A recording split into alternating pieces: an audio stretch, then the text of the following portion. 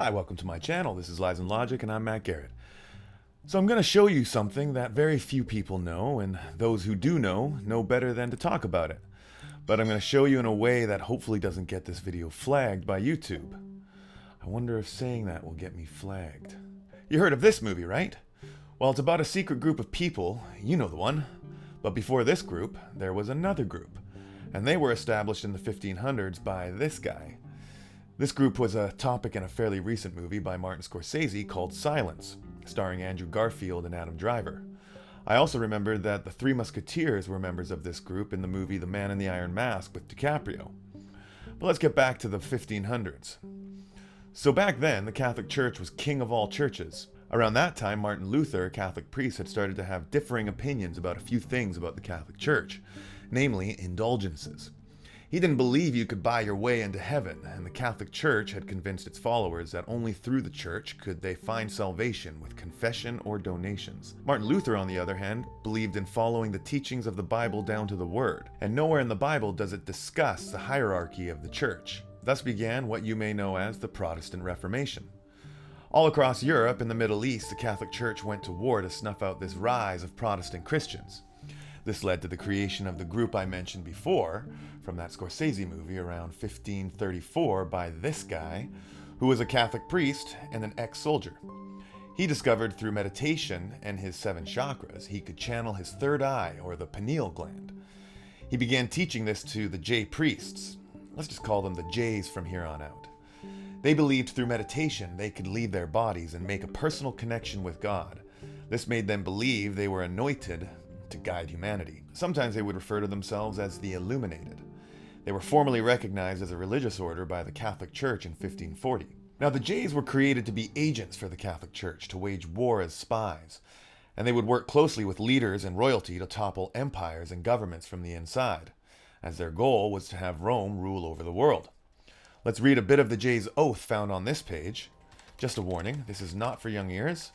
Now, this was translated from Latin. I may edit slower parts out, so if you'd like to read the whole thing, I advise you to search it out for yourself after this video. I do now renounce and disown any allegiance is due to any heretical king, prince, or state named Protestant or liberal, or obedience to any of their laws or magistrates or officers. I do furthermore promise and declare that notwithstanding I am dispensed with to assume my religion heretical for the propagation of Mother Church's interest, to keep secret and private all her agents' counsels from time to time as they interest me, and not divulge directly or indirectly by word, writing, or circumstances whatever. I do furthermore promise and declare that I will, when opportunity presents, make and wage relentless war secretly or openly against all heretics, Protestants, and liberals, as I am directed to, extirpate them from the face of the earth, and that I will spare neither age, sex, or conditions, and that I will hang, burn, waste, boil, flay, strangle, and bury alive those infamous heretics, rip up the stomachs and wombs of the women, and crush their infants' heads against the walls, in order to annihilate their inexcredible race. Now, that's some twisted shit. So this group rose to significant power for centuries. They only recruited intellectuals, and they created most of the Ivy League universities you know today. But in 1773, they were banned for life by this pope. Now, this did not sit well with those that had taken that crazy oath we just read. The pope died of poison merely a year later, September 22nd, 1774. See, to them, this was just an obstacle to overcome. So now enters this guy. He was a J priest, and in 1776, he started the group from that other movie. This was in Bavaria, Germany.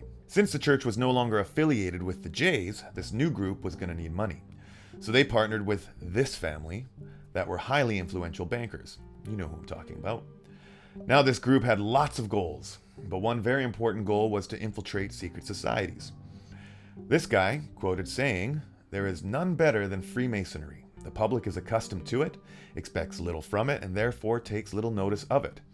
Infiltrating this group became instrumental in the French Revolution. They implemented lots of radical left ideas that are even being used today.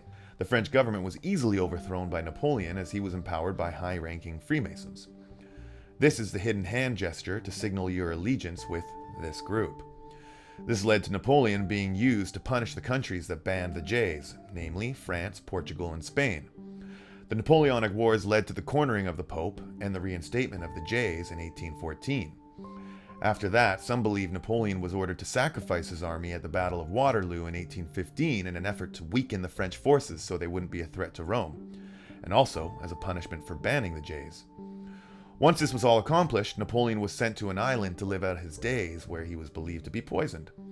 See, they used poison a lot. Thomas Jefferson and John Adams, the second and third American presidents who were both vocal of their concerns with Rome and the Jays, both died July 4th, 1826 after suffering 2-day illnesses which both are believed to likely have been caused by poison. But before Napoleon died, he was quoted saying, "The Jays are a military organization, not a religious order. Their chief is a general of an army, not the mere father abbot of a monastery. And the aim of this organization is power. Power in its most despotic exercise. Absolute power. Universal power. Power to control the world by volition of a single man." This chief general he is referring to is this guy. Let's call him the BP. You remember this guy? Well, he was the first BP. The oath they take is to serve the BP. They are to be part of no sin, no matter how evil the actions appear, as long as the order came down from the BP, as he and the Jays believe they serve their greater good. When the Jays were banned in 1773, that gave way for America to flourish and become the first true free Protestant nation governed by the people. If the Jays hadn't been suppressed, Rome never would have let the US grow. They would have used all European forces to capture the US. But the Constitution was written and signed in 1776 to prevent the infiltration by an intolerant Rome and allow religious freedom. After their reinstatement, the second US President, John Adams, said, "My history with the Jays is not elegantly written, but is supported by unquestionable authorities. It's very particular and very horrible. Their restoration is indeed a step towards darkness, cruelty, perfidy, despotism, death, and I wish we were out of danger of bigotry and Jayism." Someone else who wasn't a fan was good old Honest Abe. He got the attention of the Jays after he defended a Catholic priest in court in 1856. This priest had converted to Protestant Christianity. The church wanted to make an example of him, but Lincoln lawyered those charges away. Some, including the priest Charles Chiniquy himself, believed that the Jays never forgot what Lincoln did and punished him for it after they used him first to go to war with the Protestant South and shrink the Protestant population in the quickly growing United States. This was known as the American Civil War. The North had become progressively less and less religious, and that difference still exists today.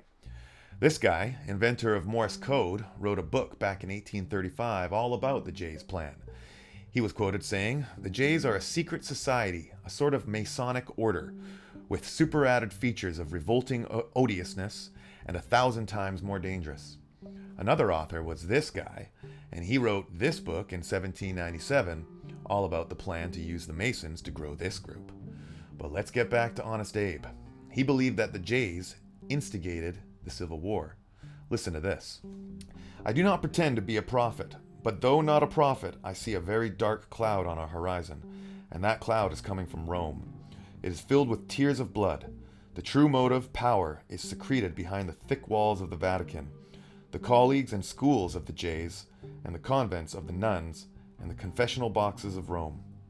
They made sure not to let Abe continue speaking like this. After this, the Jays continued to grow their allegiance using fraternities in their Ivy League educational institutions. You may have heard of this group from Yale, which was showcased by the movie The Good Shepherd with Matt Damon.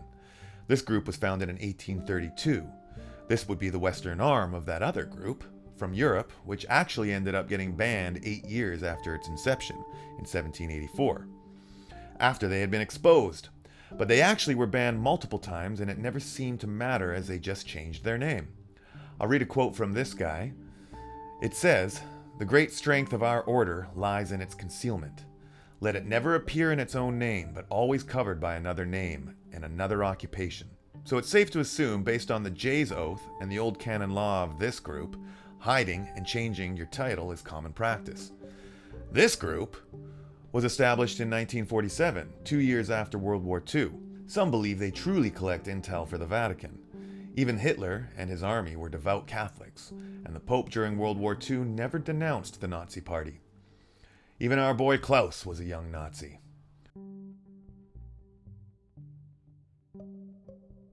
When you look up where our boy Justin went to school, it happens to be one of the 5 J schools in Canada. His dad Fidel is also a J. Would you look at that? Things have been moving much quicker and will continue this way if we don't wake up and spread this information. Why?